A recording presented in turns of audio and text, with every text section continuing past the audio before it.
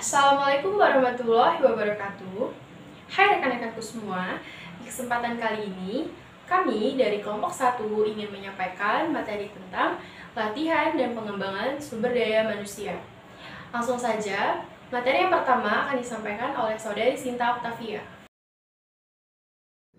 Assalamualaikum warahmatullahi wabarakatuh. Saya Sinta Octavia, NPM 2031010158. Di sini saya sebagai pemateri 1 yang akan menjelaskan tentang pengertian sumber daya manusia. Kata sumber daya menurut Purwadarminta menjelaskan bahwa kata dari sudut pandang etimologis, kata sumber diberi arti asal, sedangkan kata daya berarti kekuatan atau kemampuan.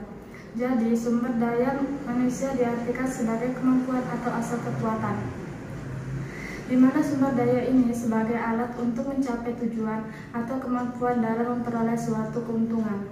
Selain itu juga, sumber daya manusia merupakan suatu abstraksi yang mencerminkan aspirasi manusia dan berhubungan dengan suatu fungsi atau operasi. Dan sumber daya manusia ini juga diliputi bukan hanya kepada tenaga ahli, tenaga pendidikan, ataupun tenaga yang berpengalaman saja, tetapi semua tenaga kerja. Contoh dari sumber daya manusia ini adalah di mana seseorang lulusan SMK atau SMA, mahasiswa maupun seseorang yang mempunyai skill tertentu yang dapat dikembangkan dalam pekerjaan di suatu perusahaan atau industri. Dan contoh lainnya yaitu seorang karyawan, para pemimpin, dan para tenaga ahli, dan lain-lainnya. Sekian yang dapat saya sampaikan. Saya akhiri. Wassalamualaikum warahmatullahi wabarakatuh. Assalamualaikum warahmatullahi wabarakatuh.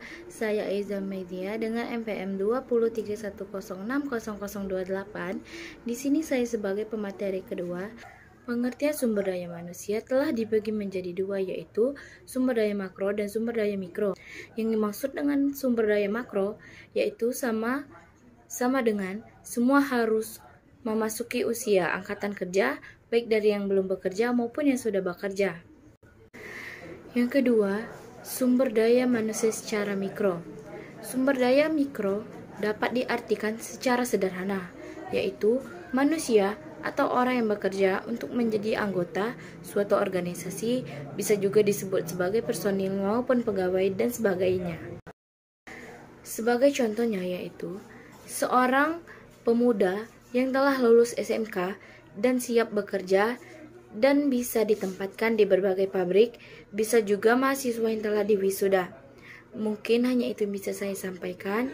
Saya akhiri. Wabillahi taufiq wal hidayah. Wassalamualaikum warahmatullahi wabarakatuh.